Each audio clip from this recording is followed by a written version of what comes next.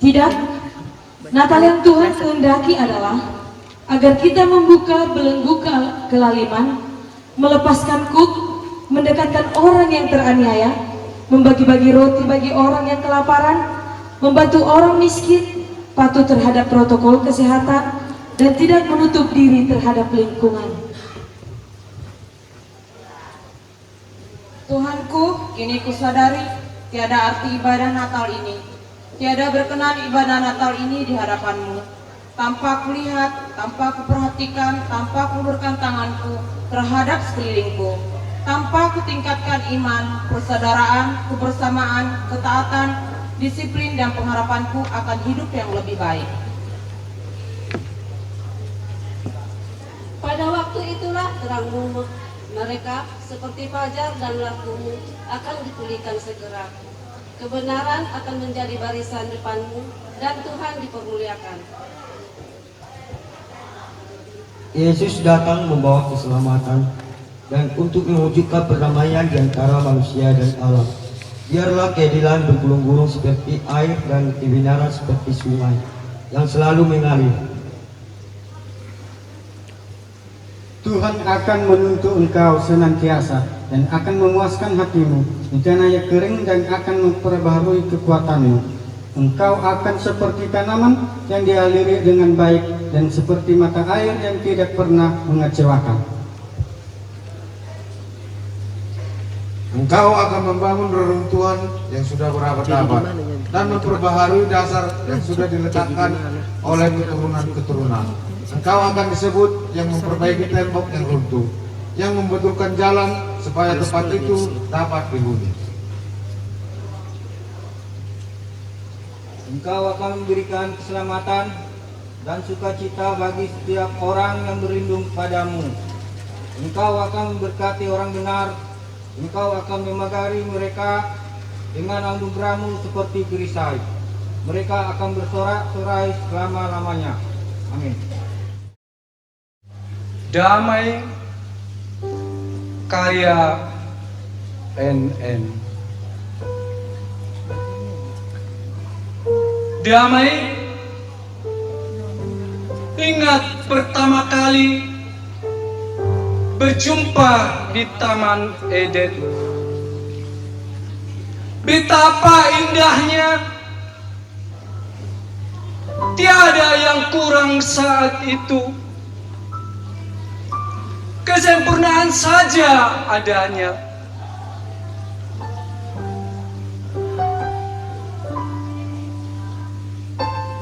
Pengkhianatan. Mengapa engkau dihianati manusia engkau kasih? Mengapa hal itu harus terjadi? Terbuang, terjual, terasingkan dan dijauhkan hanya karena tawaran sebuah kehormatan yang kosong. Namun sejak saat itu dan seterusnya, engkau telah menjadi kerinduan yang tak berujung. Sejak di Eden, engkau terus dicari, entah kemana pergimu. Meski segala cara telah ditempuh, segala taktik telah dicoba, namun engkau tak pernah lagi menjawab. Perang, pembunuhan, pertikaian, perselisihan, gaduh buntu tamat. Inikah akhirnya? Tanpa ada kedamaian, masih adakah harapan? Malam itu, sejak kesenyapan yang terjadi di Taman Eden, sayup-sayup terdengar suara nyanyian yang telah lama hilang. Damai di bumi di antara manusia yang berkenan kepadanya. Engkaukah itu? Engkaukah yang telah kembali? Ya, itu adalah engkau dengan ciri yang melekat pada dirimu. Meskipun aroma kotoran hewan memenuhi rongga dadamu, namun engkau tetap tenang dalam hangatnya palunganmu.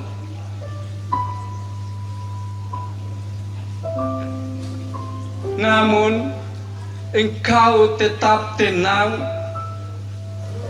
Engkau datang kembali dalam rupa seorang bayi mungil,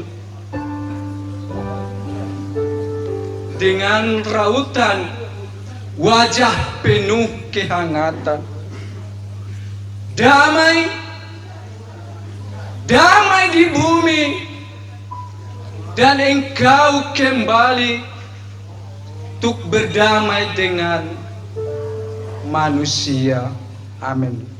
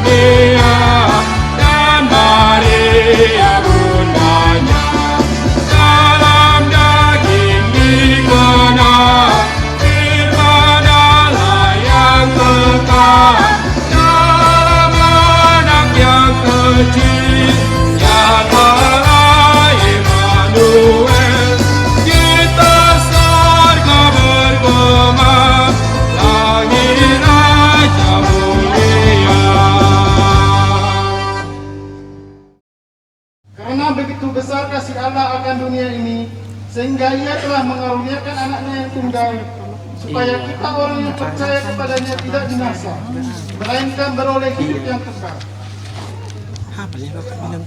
Dalam bahasa karo, sebab bagi pengkelengi di bata dunia enda, maka iberekena anak nasi tonggal, gelar olah bene ICP site ibasia, tapi dat kekeluhan sira salala. Dalam bahasa Belanda, omdat God the words do lift that his season, en gebron John gave the given, opdat iedereen die in hem gelooft niet verloren gaat, maar elk leven hebben.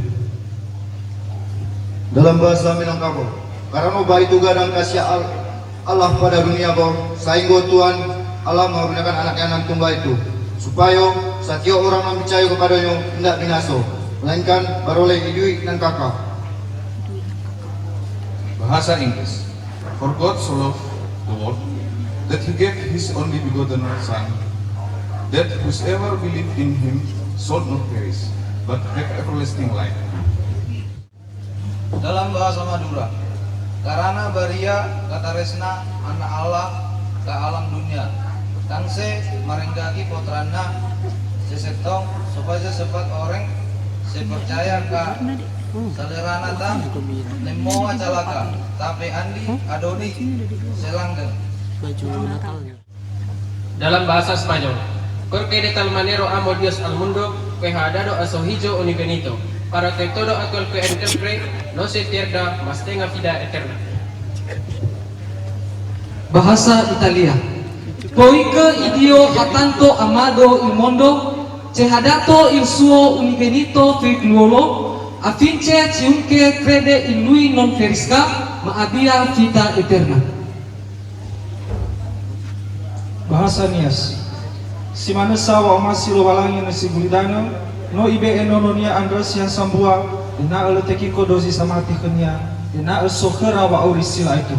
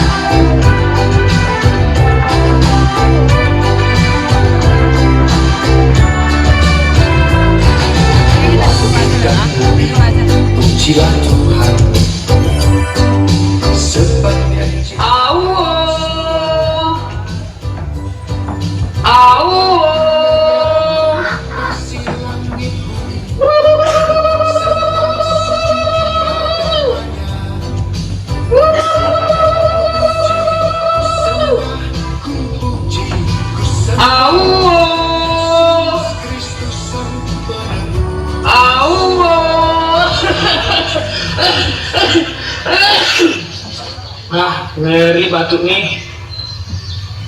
Shalom. Shalom. Kok nggak ada orang sih? Shalom. Perkenalkan, namaku Adam. Adam Widodo. Kalian tahu nggak artinya Adam itu apa? Artinya Adam itu anak disayang mertua. Hehehe. Emang enak kali ya jadi orang pertama di bumi ini. Makan tak dipikirkan, bangun tidur suka-suka, nggak perlu kerja, mandi pun kadang-kadang. Tapi aku tetap terganteng.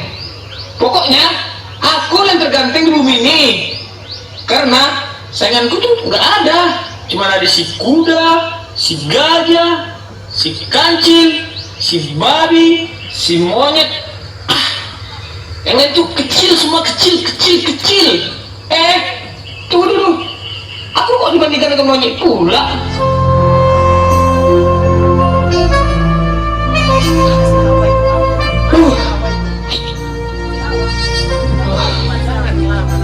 Tapi kadang aku suntuk kayak gini. Tak ada internet, Facebook, televisi, dan tak ada cinta. Lope, itu loh. Lope itu loh. Lope dan buru. Ya nasib, mengapa begini? Ya nasib, mengapa begini? Sudahlah, nanti marah pula si nasib gara-gara laguku ini. Lebih baik aku tidur dulu. Modom.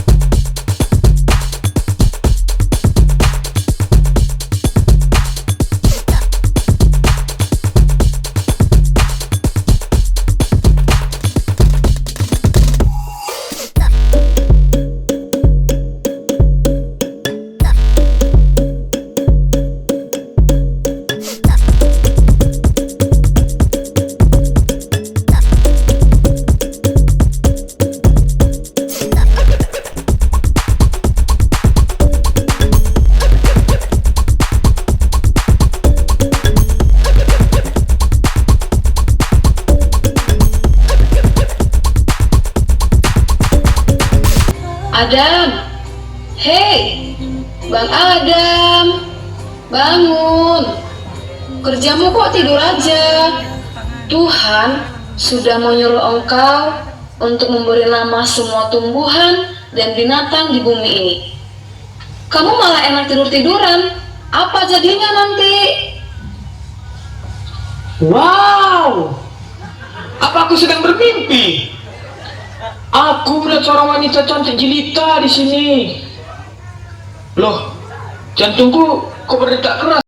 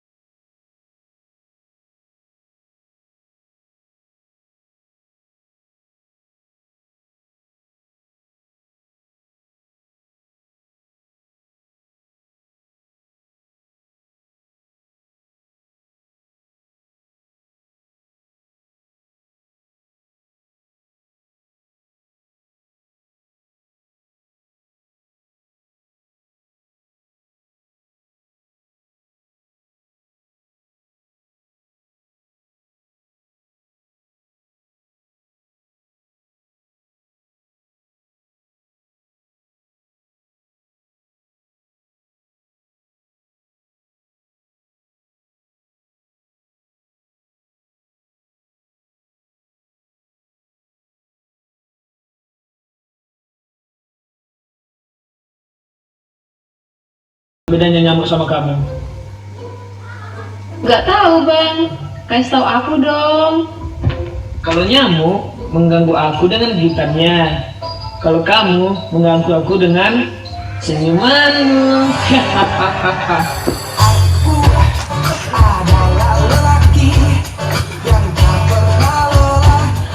Oh ya dek, ada pepatah mengatakan ada udang di balik batu. Kamu tahu nggak? Oh, kalau yang ini aku pasti tahu bang. Aku mau loh dek jadi udangnya. Hah? Kok abang mau jadi udang? Kenapa bang? Asal di balik batu itu ada kamu dek. Oh my god, benar itu bang. Pintar juga otak abang ada ini, seperti otak udang. Oh my god. Dek, sebentar ya dek. Abang Adam mau memperlihatkan kebelian abang nih.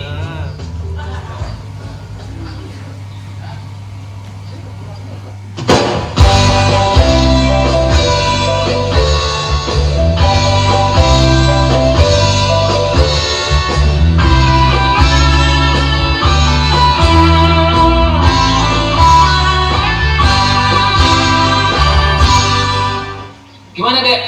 Mantap kan?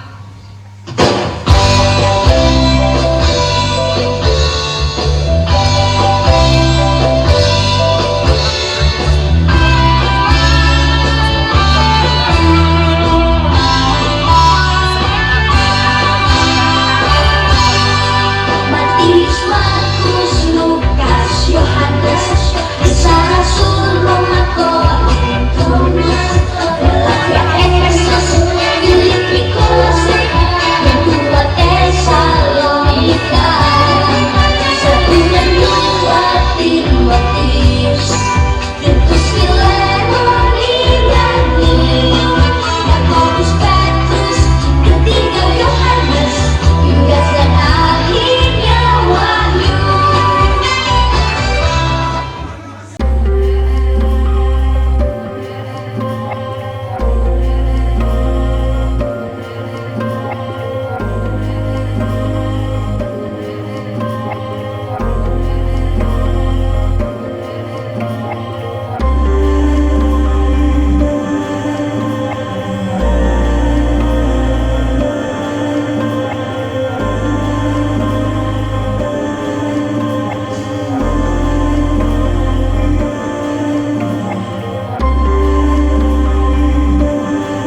Dari segala binatang di darat yang dijadikan Tuhan Allah.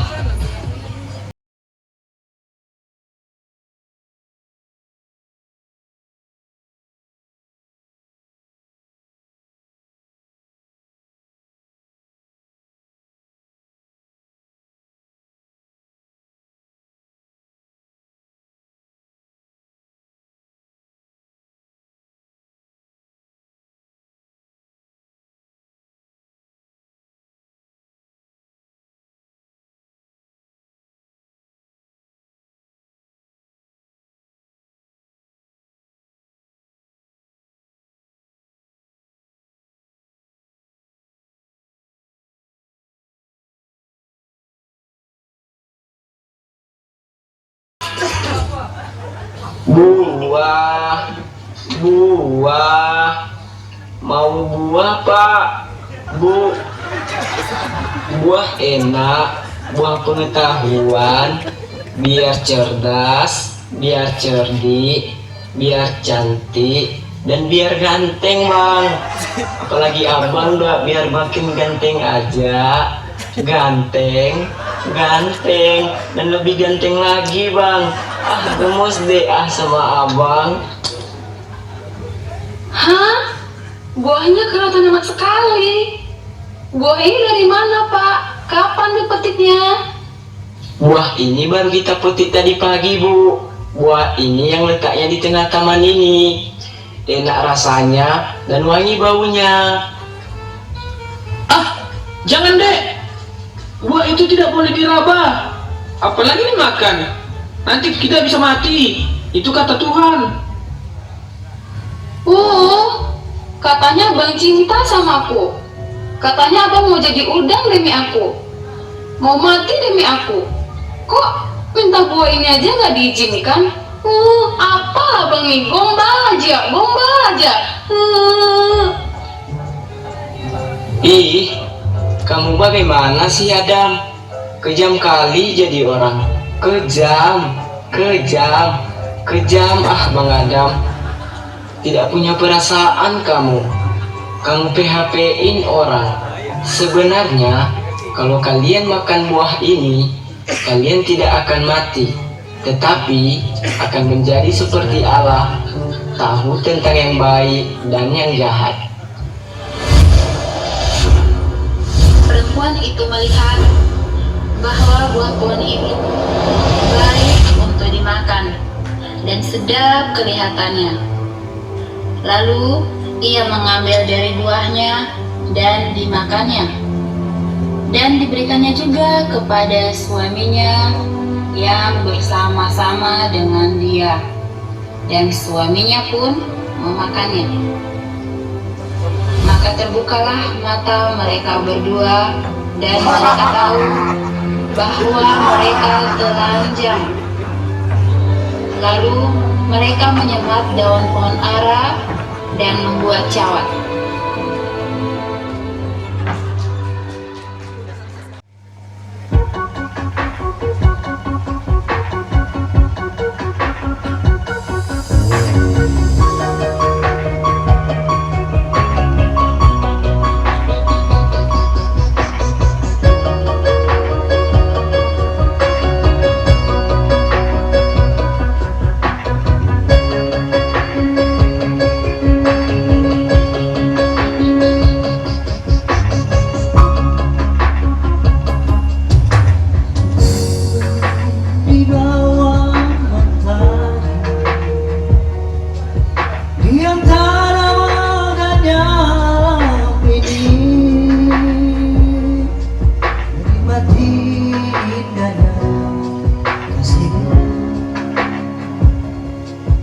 Rasakan damainya hatiku.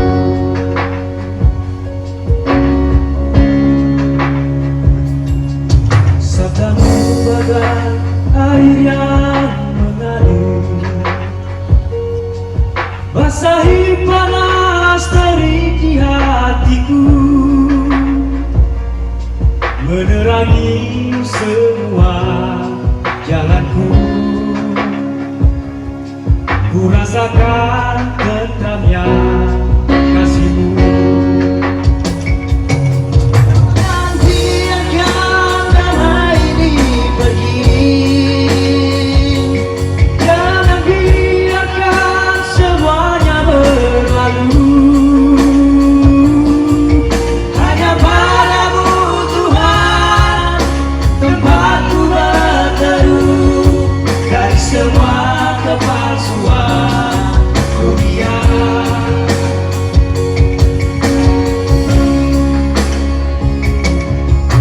Aku jauh dari dirimu, akan ku tempuh semua perjalanan agar selalu ada dekatmu. Ku rasakan lembutnya kasihmu.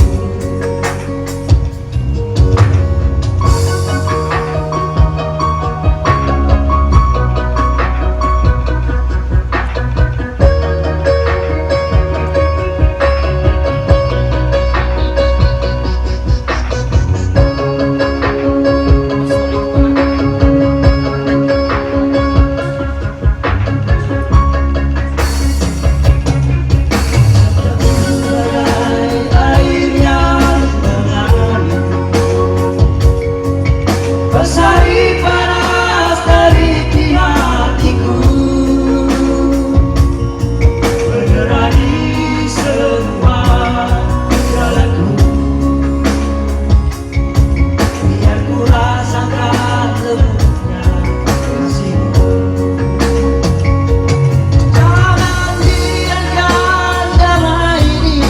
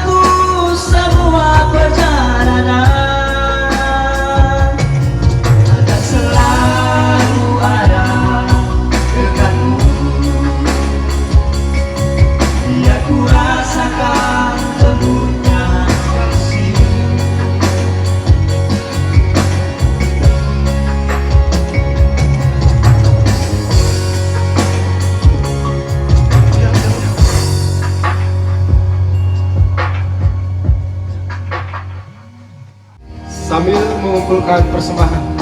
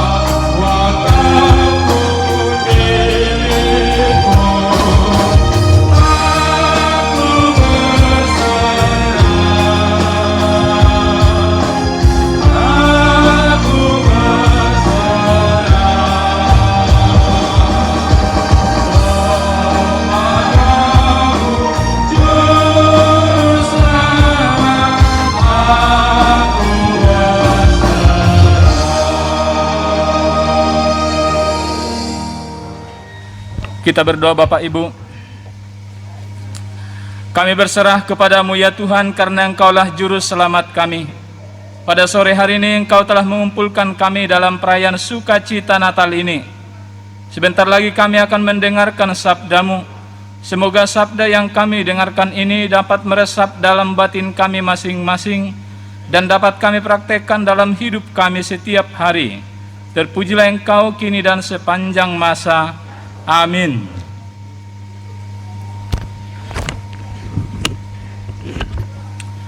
Bapak Ibu saudara-saudara sekalian, salam. Masih ada sukacita? Iya, karena sudah mulai makin sore dan di sini mulai tercium dari belakang. Iya, sudah mulai tanda-tanda harum-harumnya.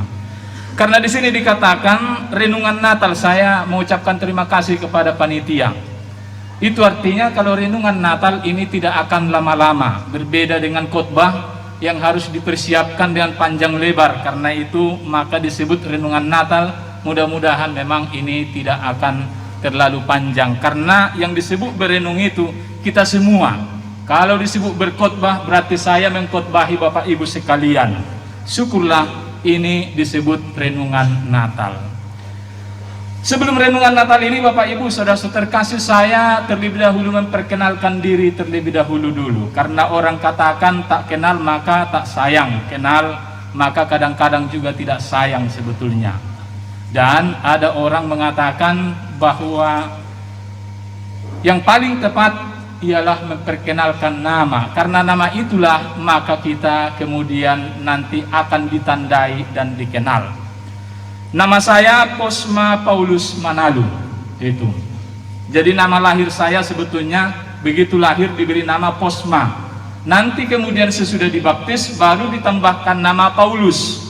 Sebagaimana kebiasaan orang-orang Katolik harus ada nama Santo Santa, dan itulah makanya ada nama Paulus di belakang nama saya. Saya tanya ibu saya, mengapa disebut nama saya? Mengapa dibuat nama saya Posma? Kalau kita ada orang Batak di sini pasti tahu Posma itu artinya keyakinan. Yakinlah, itulah sebetulnya arti kata Posma di sini.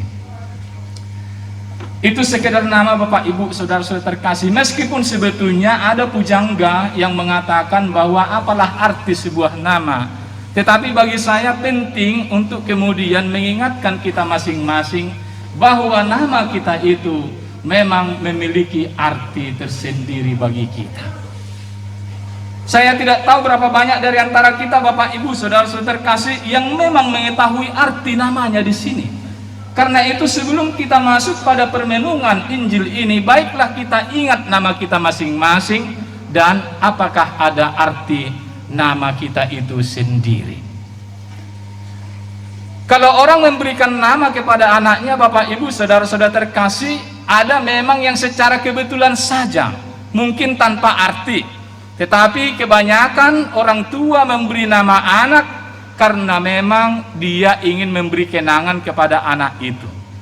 Dia kemudian juga memiliki harapan dan doa bagi anak itu. Karena itulah maka memang harus dikenakan nama-nama tertentu yang gampang kemudian untuk mengingatkan dia pada satu peristiwa. Waktu saya bertugas di Nias, 3 tahun saya bertugas di Nias di Alasa, maka pernah saya tolak orang untuk dibaptis karena namanya. Disetor namanya di paroki, kemudian saya cek. Sampai saya di stasiun, saya bilang ini tidak bisa dibaptis. Hana ama. Kenapa? Saya bilang namanya enggak bagus. Kemudian saya baca namanya Dendam Hati Lase. Dan saya bilang namanya Dendam Hati Lase. Ini tidak bagus. Kenapa? Ya nanti mungkin dia akan dendam terus menerus. Saya tidak mau baptis. Baru mereka bilang kalau begitu terserah ama saja siapa namanya. Lalu saya bilang namanya adalah I am sorry. I am sorry. Karena harus ada nama santonya, maka saya buat nama saya I am sorry Paulus Lase. Itulah akhirnya kemudian saya baptis.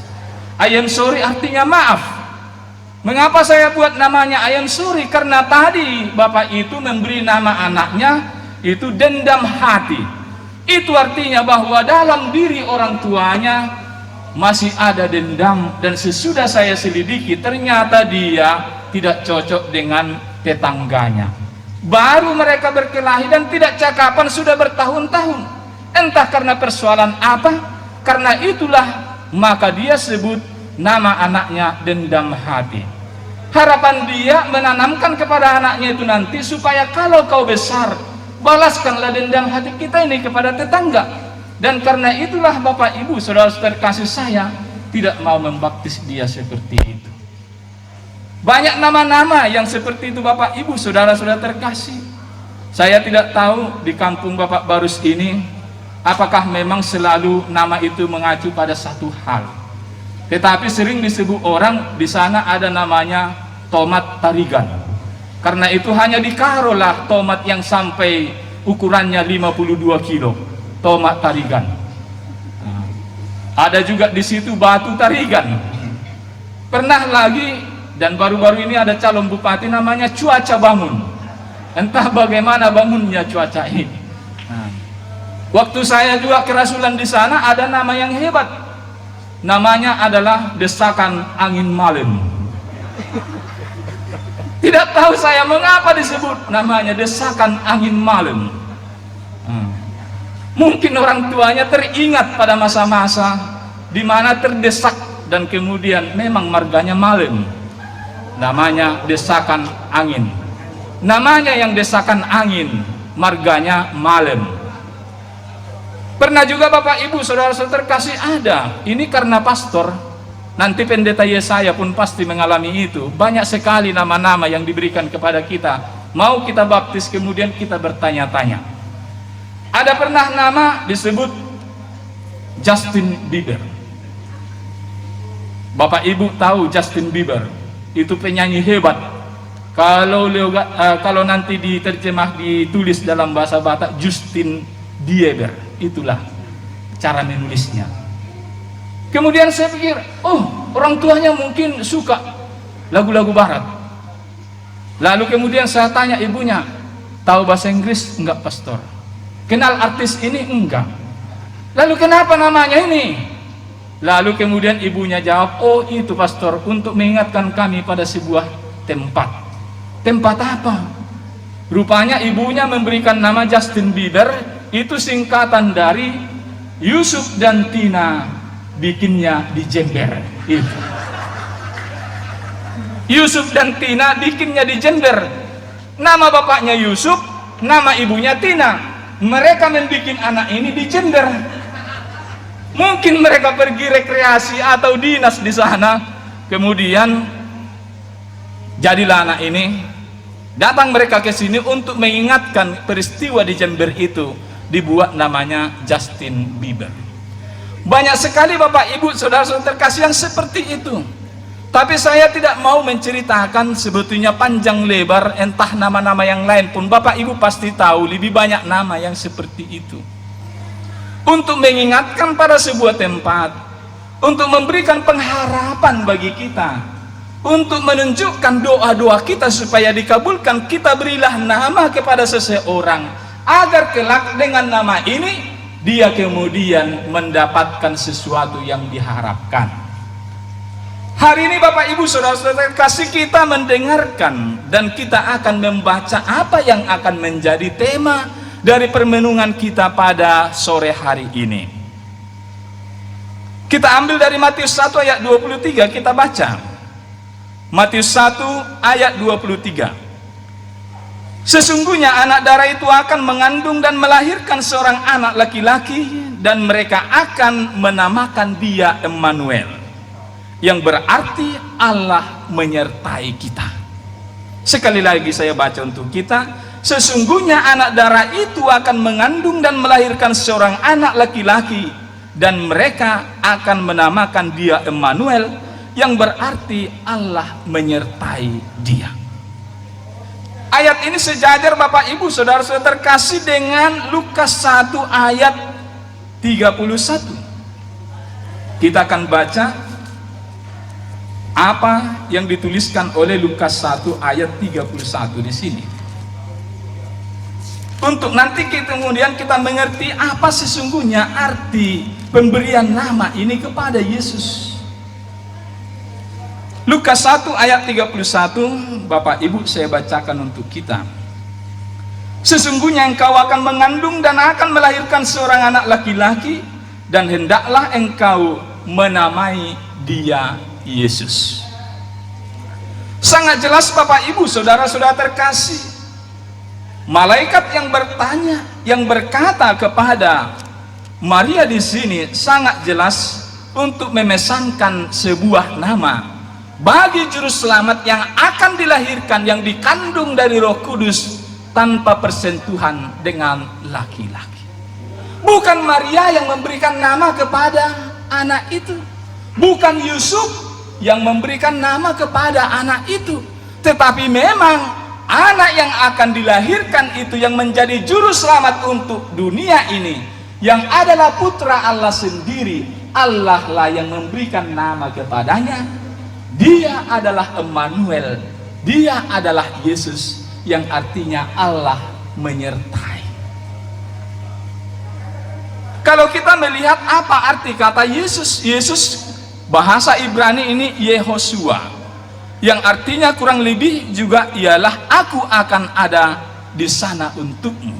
Itu bentuk penyertaan dari Allah sendiri, yang nanti kemudian disebut dia adalah Mesias, dia adalah penolong umat manusia. Sampai di sini Bapak Ibu Saudara-saudara terkasih, kemudian kita sekarang mengerti mengapa, siapa, dan bagaimana kita harus merenungkan arti nama Yesus sendiri. Bahwa dia disebut Emmanuel, Allah menyertai. Itulah yang paling penting kita renungkan hari ini. Dan untuk siapa Yesus lahir ke tengah-tengah kita? Tadi dalam drama musikal itu sudah sangat jelas. Kemudian kita dengarkan bersama-sama bagaimana manusia jatuh ke dalam dosa atas bujukan ular. Dia adalah setan, dan kemudian manusia jatuh ke dalam dosa. Manusia ini ada dalam kubangan lumpur dosa itu. Karena itulah maka Allah tidak mau manusia ini tetap dalam perbudakan dosa. Dia mengutus putranya yang tunggal satu-satunya ke tengah-tengah kita manusia. Dan nanti penjelmaan sabda menjadi manusia itu terjadi atas kehendak Allah sendiri untuk menyelamatkan umat manusia. Dan yang terjadi ialah sabda telah menjadi daging. Apa artinya sabda telah menjadi daging? Allah itu telah turun dari surga dalam bentuk rupa Yesus sendiri, menyerupai manusia dan tinggal di tengah-tengah kita. Allah sendiri Bapak Ibu Saudara-saudara kasih tidak berpuas diri untuk tinggal dan tenang di sana. Dia memperhatikan senantiasa manusia. Dia memalingkan wajahnya kepada kita yang penuh dalam dosa ini. Dan karena itulah kemudian dia mengutus putranya yang tunggal satu-satunya ini untuk tinggal di tengah-tengah kita manusia. Supaya bagaimana? Supaya kemudian Allah sendiri menunjukkan solidaritasnya bagi kita, bahwa dia senantiasa juga menyertai kita. Dengan penyertaan ini, itu artinya bahwa Allah Bapak Ibu Saudara sudah terkasih kini dan di sini sudah ada, lahir di tengah-tengah kita masing-masing. Karena itulah maka kita sangat penting untuk merayakan Natal ini dengan sebuah permenungan yang amat dalam. Apa sesungguhnya makna Natal bagi saya masing-masing, dan apa yang mau saya persembahkan kepada Tuhan. Jangan-jangan Bapak Ibu Saudara-saudara kasih, banyak dari antara kita sesungguhnya hanya ikut-ikutan merayakan Natal ini. Karena sudah dimulai oleh orang lain, maka kita mulai. Tetapi hari ini kita diingatkan, dan memang baru mungkin kali ini kita adakan Natal pada tahun ini di sini, bahwa makna perayaan Natal ini bagi kita adalah penyertaan Tuhan bersama kita masing-masing. Hati-hati kita Bapak Ibu Saudara-saudara terkasih mengistilahkan dan kemudian mengartikan arti Natal ini. Kalau dalam bahasa Batak, Natal artinya tubuh Tuhatta. Tubuh Tuhatta. Tetapi pengucapannya itu harus sangat baik kita ungkapkan. Karena kalau kita katakan tubuh Tuhatta, itu artinya ada bisa dua makna di dalamnya. Tubuh Tuhatta artinya telah lahir Tuhan kita. Tetapi makna kedua bisa tubuh Tuhatta artinya kepada perut kita. Ke perut kita. Banyak orang merayakan Natal berpikir tentang Natal ini hanya soal perut saja. Makan kenyang, berpesta, itulah perayaan Natal. Karena itu tidak pernah ada perayaan Natal marga-marga yang tanpa makan. Atau coba Bapak Ibu lihat, atau pernah mengikuti Natal tanpa ada snacknya, tanpa ada makannya, pasti nanti pengurus Natal itu akan sangat marah, dimarahi oleh orang-orang yang hadir ke perayaan Natal itu. Karena mereka sering mengaitkan bahwa perayaan Natal ini adalah kepuasan duniawi. Kita hari ini harus berpikir, Bapak Ibu Saudara terkasih, bahwa perayaan Natal ini dalam persibata kita adalah tubuh Tuhan. Artinya ialah Allah lah yang lahir dalam diri kita masing-masing. Ingat Bapak Ibu Saudara terkasih, kelahiran dan kedatangan Tuhan Yesus Kristus ini bukan ditujukan untuk orang-orang kaya, bukan ditujukan untuk orang-orang yang ganteng dan cantik, bukan ditujukan untuk pejabat-pejabat.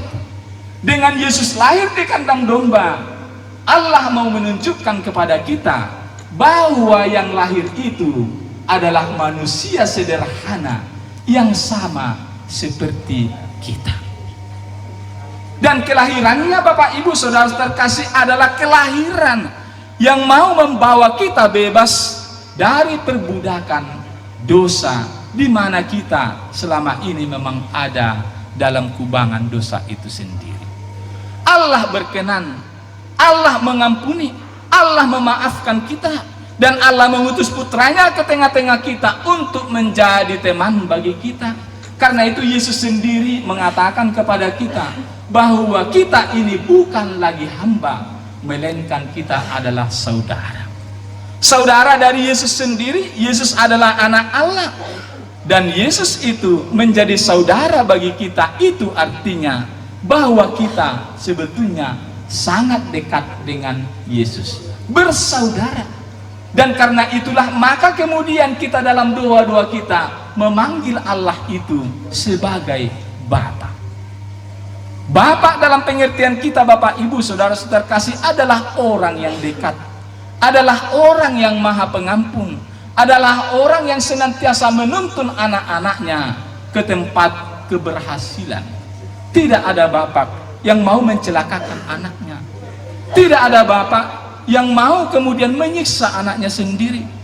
Bapak kita, apalagi Bapak kita di surga, Dia penuh dengan belas kasihan, dan karena itulah Dia mau menyertai kita masing-masing.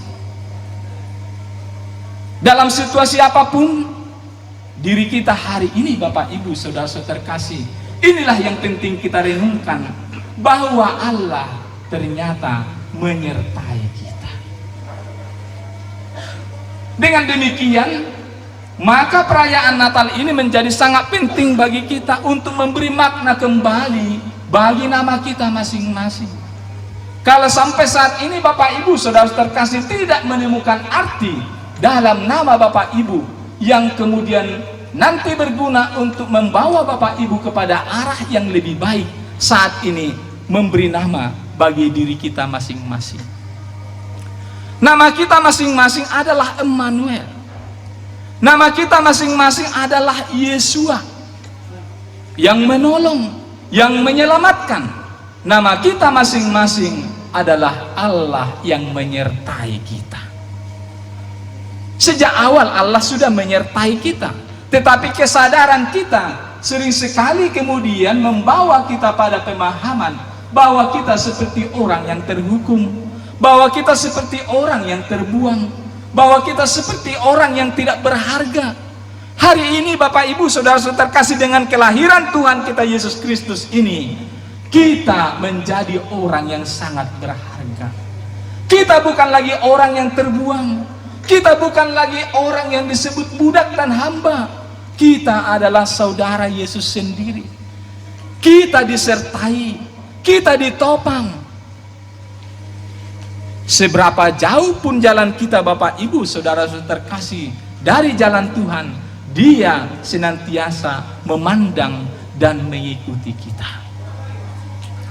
Terakhir saya akan menceritakan kepada kita sebuah kisah, bagaimana seseorang merasa bahwa dia tidak disertai oleh Tuhan. Ada satu orang Bapak Ibu Saudara-saudara terkasih yang meninggal. Dan ketika dia meninggal, dia kemudian marah-marah kepada Petrus. Petrus itu dalam iman Katolik dia disebut sebagai penjaga pintu surga. Jadi dia nanti yang kemudian bisa mengizinkan orang apakah kau masuk surga atau tidak, karena dia memegang pintu kerajaan surga. Begitu dia meninggal, kemudian dia menghadap Santo Petrus, kemudian dia mulai bercerita di situ. Dan dia sampaikan, dia adalah orang yang sangat rajin di dunia ini. Dia adalah pengurus gereja. Dia melakukan semua yang diperintahkan oleh Tuhan kepadanya. Tetapi kemudian dia mengatakan, mengapa Allah meninggalkan saya? Pada saat-saat akhir hidup saya merasa sepi. Saya tidak disertai oleh Tuhan, padahal saya sudah berkorban cukup banyak kepada Tuhan. Dan kemudian begitu Petrus melaporkan itu kepada Yesus, Yesus mengatakan, oke, kembalikan dia ke bumi lagi. Kemudian dia dikembalikan ke bumi. Begitu dia kembali ke bumi, Bapak Ibu Saudara terkasih, dia kemudian melakukan hal yang dia inginkan. Tetap dia merasa sepi, tetap dia merasa sendiri, dan dia meninggal lagi, melapor lagi dia ke Santo Petrus. Dan kemudian Petrus mengatakan, Yesus sudah menyertai engkau begitu engkau kembali kedua kali ke dunia. Mana buktinya? Kata orang itu. Dan kemudian orang itu mengatakan, lihat, ketika saya mengalami persoalan hidup saya, waktu itu saya ingat saya berjalan-jalan ke pantai. Dan lihat di sini, di mana jejak Yesus ada di sini, hanya ada jejak saya. Dan kemudian Petrus mengatakan, kau salah. Kau lihat jejak, memang ada satu jejak di situ. Tetapi itu bukan jejakmu. Itu adalah jejak Yesus. Pada saat itu, ketika kau mengalami penderitaanmu, justru Yesuslah yang menggendong kau di pantai itu. Hanya kau tidak menyadari yang seperti itu. Sering sekali Bapak Ibu Saudara-saudara terkasih, kita pun bertindak seperti itu. Ada mungkin di antara kita sekarang ini yang merasakan bahwa dia tidak disertai oleh Yesus, bahwa dia juga tidak diberkati oleh Tuhan lagi. Dia merasa terbuang, dia merasa disisihkan oleh keluarganya, dan tidak ada penolong baginya. Ingatlah Bapak Ibu Saudara-saudara terkasih, justru pada saat-saat seperti ini sekarang ini, Yesuslah yang menggendong kita. Yesuslah yang menjadi tumpuan hati kita. Karena itu jangan melupakan Yesus, terutama pada peristiwa hari ini. Dia lahir untuk kita masing-masing. Amin. Kita berdoa. Allah Bapa yang Maha Kuasa, kami telah merenungkan sabda-Mu. Semoga apa yang kami renungkan ini dalam peristiwa Natal ini, bahwa Yesus telah lahir di tengah-tengah kami, bahwa Dia adalah Emmanuel, Allah menyertai, dan kami juga percaya Allah menyertai kami. Karena itu Allah Bapa yang Maha Kuasa, sertai kami senantiasa, lindungi orang-orang yang dekat dengan kami, keluarga kami masing-masing dimanapun mereka berada. Dan semoga firman yang kami dengarkan ini sungguh-sungguh berbuah dalam kehidupan kami, kini dan sepanjang masa. Amin.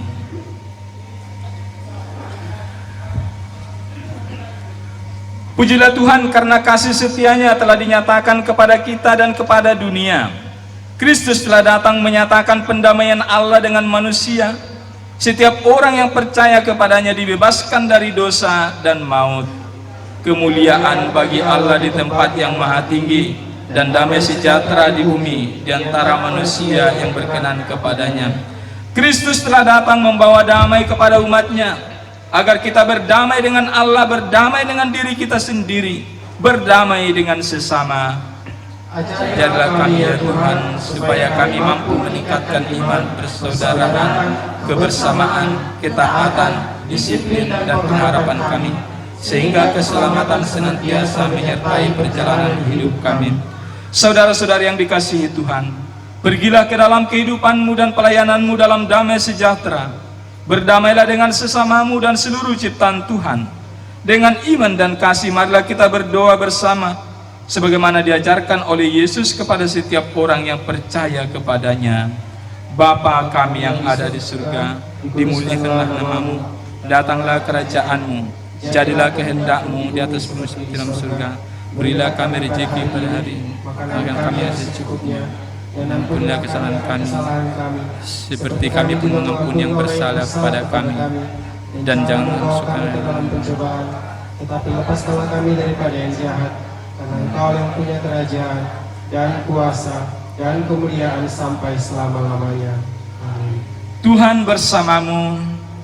Semoga saudara-saudari sekalian diberkati oleh Allah yang Maha Kuasa, atas nama Bapa dan Putra dan Roh Kudus. Amin. Salam.